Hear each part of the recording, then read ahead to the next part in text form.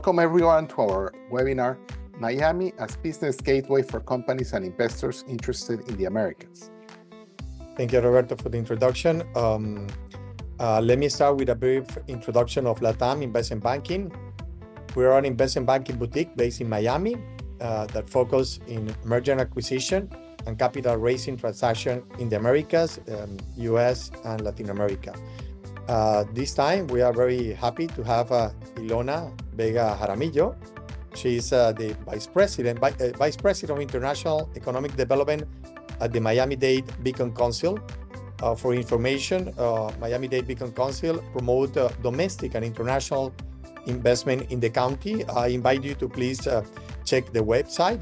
If you're interested in coming to Miami, they offer very interesting services to facilitate your beginning of the process in Miami or in the US.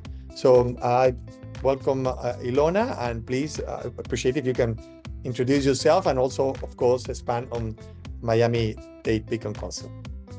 Thank you so much, Alessio. Thank you, Roberto, for this invitation. I'm thrilled to be here and sharing with your audience. As you know, Miami is Miami thanks to Latin America. We'll get into that further in the discussion, but I am here representing the Miami-Dade Beacon Council. We are the official economic development organization for Miami-Dade County. So think Pro Colombia, what used to be Pro Mexico, and the like. We're the investment promotion agency for our community. Our goal, or my mission really, is to promote our business community globally with the end goal of creating local high-wage jobs.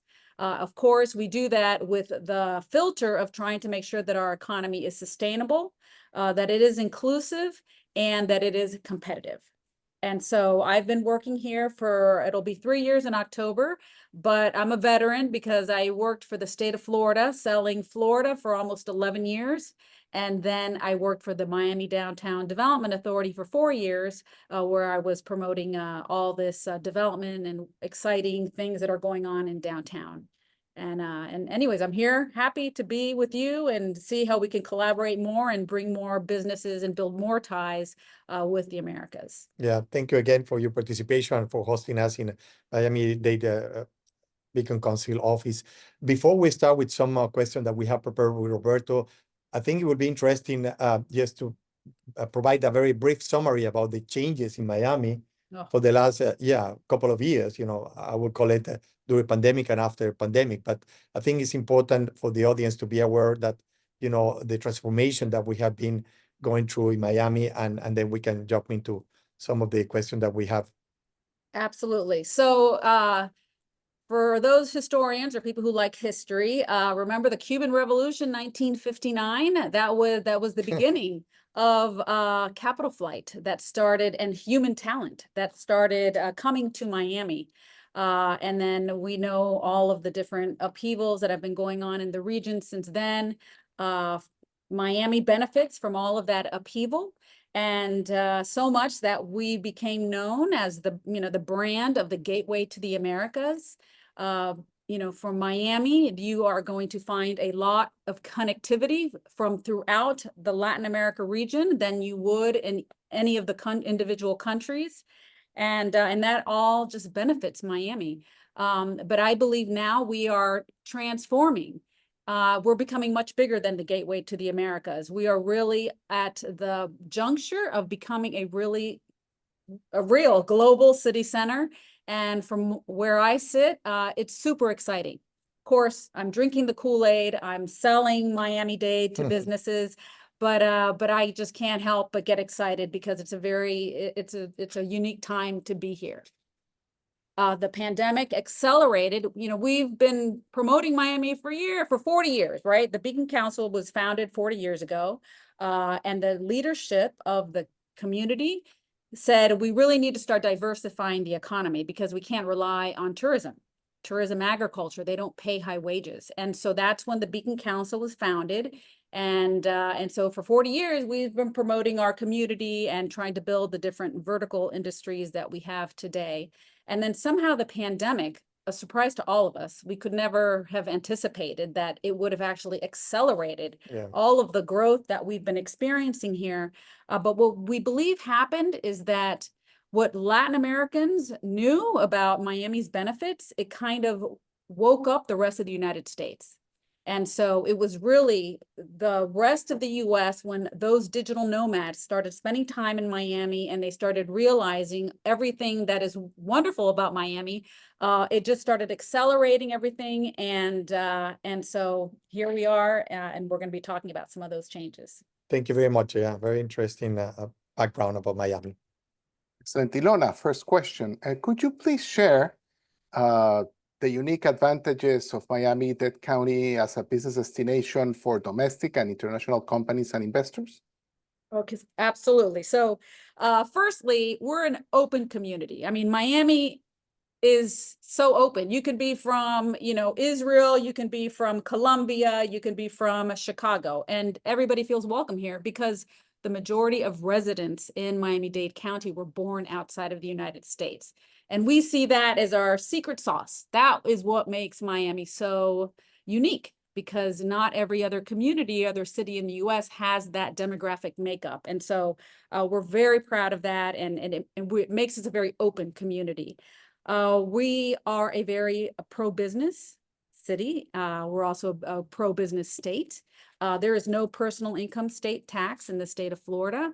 And that is really why so many other people from high tax states like New York, Illinois, California have been relocating to Miami over decades, and particularly during the pandemic.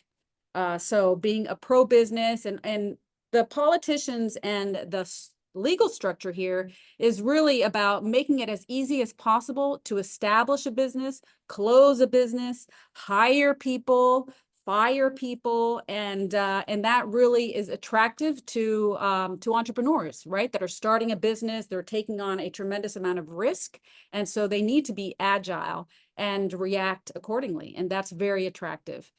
We have a wonderful quality of life, so it's not just about business. We've got great beaches. There's a great outdoor, lots of things to do recreationally. And so that is attractive for workers, right, that are relocating and businesses that need those employees to come with them to Miami. We cannot understate the importance of Miami International Airport, right? Without a strong airport with many links to many places throughout the world, it would be difficult to do business, because nowadays we're all on a plane all the time, and business is going so fast. You need to get on a plane and go to wherever the deal is as soon as possible. And being able to have an airport like Miami International is really facilitates the ease of business and talent. Okay, so back in the day, right when I was growing up, I couldn't wait to get out of Florida. I actually grew up in Tampa, and I thought Tampa was so boring and there was nothing exciting to do in Tampa as a business. So I couldn't wait to go away to college, and I had no intentions of coming back to the state. But I'm one of those boomerangs. I came back here about 30 years, and I didn't go to Tampa. I came to Miami.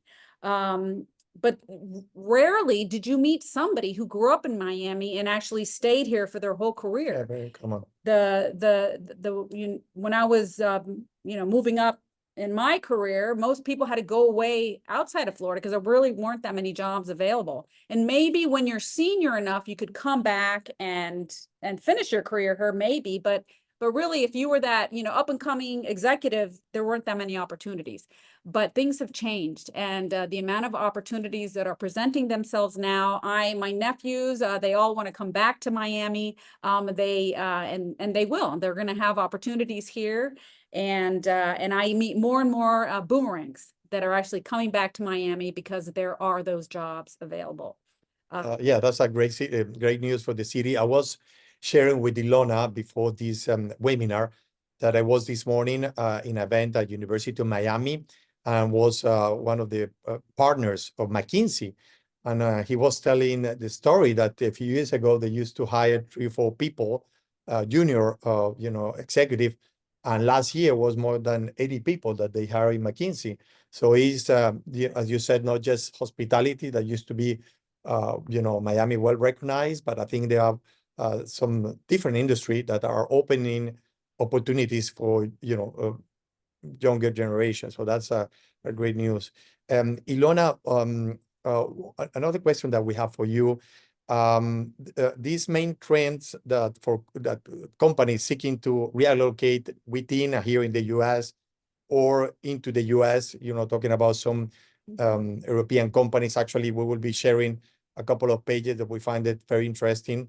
How you see that's happening and how Miami-Dade County will benefit from this opportunity. I mean, there are, I think, as a Miami-Dade Beacon Council, you have all the visibility of what's going on and how you can capture part of that reallocation from foreign companies into the U.S., but specifically in this case to Miami.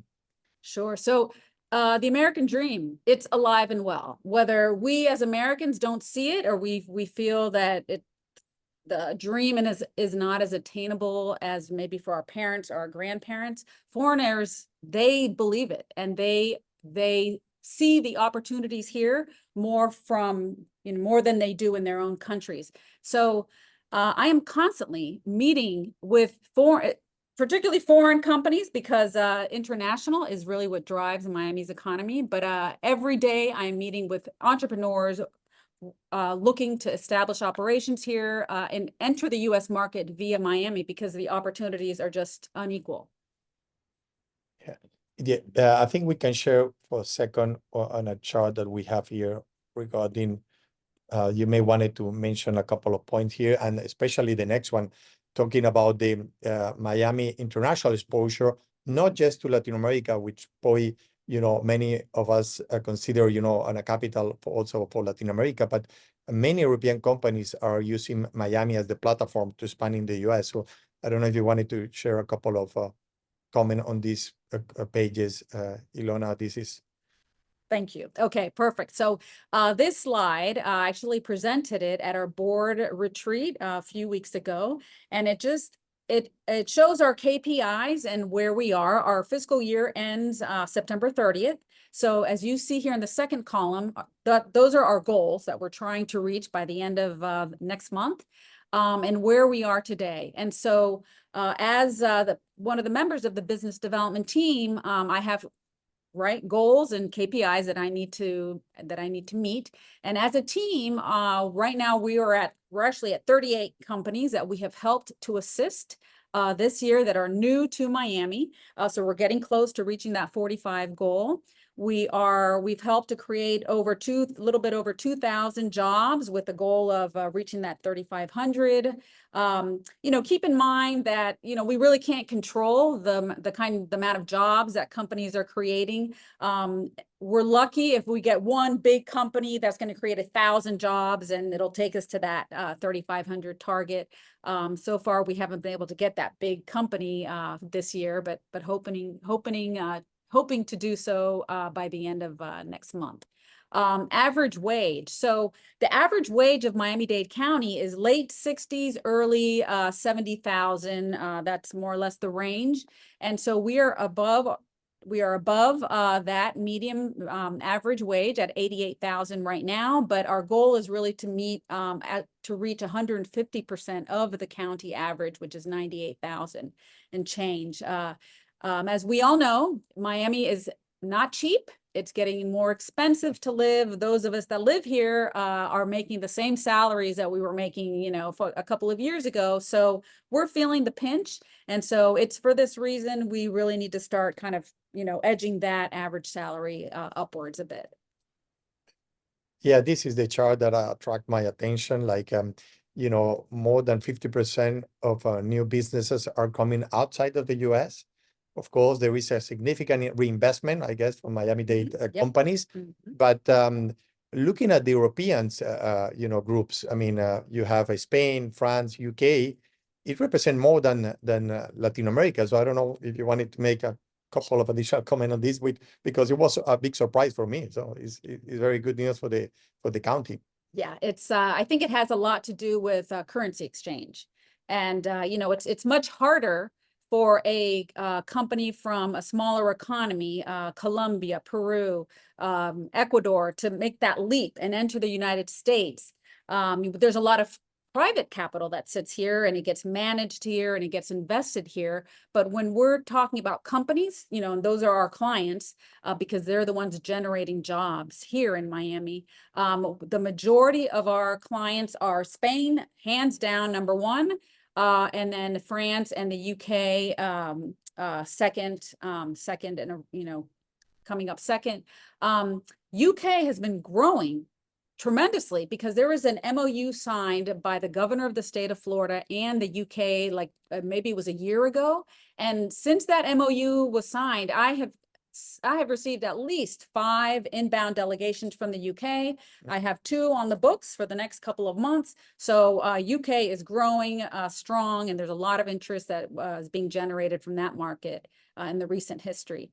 Spain has always been a big market for us because of cultural reasons and language. It's for a Spanish company, it makes sense to be in Miami because for Miami you can grow the North and South American market. And so Spain has always been a strong target market, which is why we go to Spain regularly, and we have always gone, if not every other year, very consecutively, and we have strong ties throughout that country. Great, thank you. Actually, I think the next question may be related with this. Roberto, if you wanted to go ahead. Yes, Ilona, I guess you were starting to touch on this topic, but I mean, ultimately, what are the county's strategies to attract new businesses? Sure. So we have our board of directors, right, and belongs in the county. We agree in certain vertical industries that we want and that we want to pursue, and we believe that we have a comparative advantage vis-a-vis other cities. They include aviation, aerospace, creative industries, financial services. Hospitality is our economic engine, right? So we aren't necessarily focused on growing that because it just grows by itself. But we want to, track it as well. We have life sciences, technology, of course, trade and logistics. Thanks to our port and our airport, they provide that foundation to facilitate these sectors. But when it pertains to strategy, Roberto, which was, I know, your main question, well, we actually try to plan out our year, right? We're in that process right now, and we come up with our spreadsheet of making sure we're attending big conferences in those industry clusters, whether it's here or elsewhere, doing targeted outbound missions to specific markets. So, for example, we just came back from the UK and Ireland just last week. We were there with 5 county commissioners, and there was a series of meetings held throughout in London and in Dublin, business and political. And so those are just helping to further develop and strengthen the existing ties that we have. Of course, there are the big aviation conferences, the Paris Air Show we go to in conjunction with the state of Florida, where the state of Florida has the big Florida Pavilion. And we, as a community within the state, have a representation in that pavilion alongside Orlando, Tampa, Jacksonville. And so we'll go to the Paris Air Show every other year, and then the Farnborough, which is in London. And so we try to identify those events that makes sense for us as a county, but also as a state, right? Because we're not competing with we don't want to compete with Jacksonville. We don't want to compete with Tampa. We're part of the state of Florida, and together we want to project an image that is cohesive and strategic to our potential clients. Thank you. Probably we still have 5 minutes for an additional question, and then we will try to leave the last few minutes for the audience to make any question. You mentioned before, for Latin American companies, and I guess also for European companies, coming to Miami or coming to the US is a challenge. It's a larger economy, a different culture. What would be your advice to foreign companies considering moving to Miami, and what are the critical steps? We have seen as an M&A advisor, we have seen many Latin American groups interested in coming to the US, but they always see, with a little bit of a little bit afraid of how to do that. So I guess after your experience with Florida and the Miami-Dade County, you may have some practical advice for some of these Latin American, but I guess also European companies trying to. Yes. And so first I want to state that the Miami-Dade Beacon Council, we are public-private and we don't charge anything for our services. So feel free to reach out. We are, there's no cost to you. Our job is to help provide information and help guide potential investors to entering the market here. And so I lost my train of thought. I'm sorry. Yeah, no, we were talking about the advice. Oh, yeah. Companies that wanted to come and use Miami as a base, and because of the challenge that for foreigners coming to a market like the US or in this case, Miami, Florida. Okay, so the first thing is be patient, right? Don't start spending money. Don't start spending your money without a plan, without a very clear plan and timeline. This market is expensive. And money just seems to go out the window, and it's very competitive. So, you're not gonna start getting clients just walking out the door. You really need to, adopt and plan out a very strategic and thoughtful marketing strategy. You need to surround yourself with your experienced team, and they're gonna set you up for success. So you need to have an attorney. You need to have your accountant, and those two professionals are really going to determine your success, really. You need to have a good advisor like Latam IB. Yes. You need to start with the right team in place. Okay. So all of those relationships are important. We try to help guide investors because, their success is going to be our success, right? So we want to introduce you and guide you to professionals who we think are going to help you be successful in that way. And so, patience, it's not going to happen overnight. I also try to encourage my clients to develop clients in the US before they actually start paying money or incurring costs in this market, because that's going to help to mitigate some of those costs that are going to come down the wire. Try to do as much as you can from your home country before you establish operations here. Immigration, you got to start figuring out what your plan is for immigration. Meet with that immigration attorney way in advance. I'm talking a year, 2 years. These are all things that you need to do with a lot of thoughtfulness. I'm from Latin America, and, we tend to be driven by our passions, and everything is much more emotional, but my advice is to take it slow and try to come up with a detached strategy and then deploy that strategy when the time is right. Yeah, I just wanted to highlight the point of competitiveness in the US with Miami. I mean, we have found, very large group that are very successful in the country by trying to export all those skill and capability to the US. It could be a very different mindset, or could be a different culture. And of course, finding the right talent is critical to be successful coming into Miami. I think we have 5 minutes more or less to some question from the audience. Roberto, you may have access. Yeah, I would summarize there's a little bit of a theme that some of the participants are asking, and it's in terms of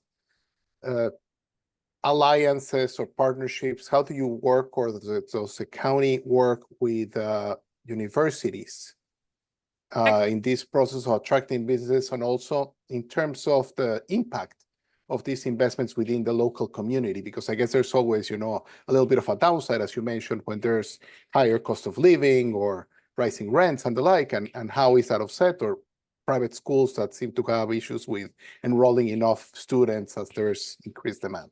Yeah, good point. Education, yes, we have, so the Beacon Council has an online blog called Opportunity Miami, and it's really a platform where people who are interested in Miami can go to that site and check out the blog. There's a series of interviews there and talking about Miami and the future of Miami.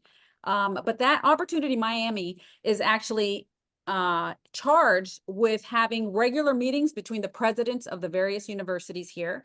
They get together, they talk about what their universities are doing, what programs are growing, and the goal is to have those presidents interact with all of the CEOs of the of those companies that are here that hire a lot of Miami residents. And so the idea is to make sure that universities are in direct contact with the employers to make sure that whatever talent that they're producing is relevant to the industries that are here. So that is something that is very important, and that dialogue is something we try to facilitate here. Yes, schools. And I'm meeting with professionals relocating here, and particularly the New Yorkers and the Chicago people say to me that there's no schools, they can't get their kids in schools, there's a waiting list. And so, yeah, it's part of the growing pains that we're having, as we are growing and becoming much more than just the gateway to the Americas, and people are moving here, there's just not enough schools. So, there's that, but it's an opportunity. I've been meeting with a lot of schools that are interested in establishing footprints in Miami. And then I also say that the Miami-Dade public school system is outstanding. It has a bad marketing rap. It's a government-run agency, so they don't have a marketing budget. And so whatever perceptions that existed from 30 years ago continue to exist today, but those perceptions are erroneous. And so I encourage people to take a second look at Miami-Dade County Public Schools, which are, they are full of a variety of options. There's a tremendous charter schools out there. There's magnet schools. The people would be surprised that they just scratched below the surface and did a little more exploring at options for the public school system here. Yeah, I think we may have time for another question, Roberto. We don't want to take so much longer than we have initially scheduled. Yes, can you discuss the role of public-private partnerships in driving economic development in Miami? How do these partnerships benefit both the public sector and private investors? Thanks. Great question. So yes, back 40 years ago when this organization was created, the idea was that the legislator said, well, we want to get away from government. We like free enterprise, and we like, we don't want the county and the government, controlling everything. And so they created this public-private partnership with the vision that the county was going to bring, and provide a budget for us. But the idea is that the private sector wants to have skin in the game. We want them to invest in the community. We want them to pay, contribute and have a fluid conversation with the public sector. And so having this arrangement of both public and private funds, it allows us to be listening, not just to the politics, right, but to the private sector, and finding where those common grounds are, so that together we can continue to grow Miami and make it this great and exciting city that it is today, and that it's going to become even more so exciting down the future. Okay, so thank you again, Ilona. It's a pleasure having you in this webinar, and hopefully it will create opportunities also for our city, to Miami, and please feel free to reach out to us if you need to connect with Ilona. We are available to expand more, and I'm sure that you will be available to anyone interested in investing in Miami, which is the main purpose of this webinar. So thank you, everyone. Thank you, Roberto, and nice to have you this time. Thank you both. Thank you all for listening. Thanks, Ilona. Bye.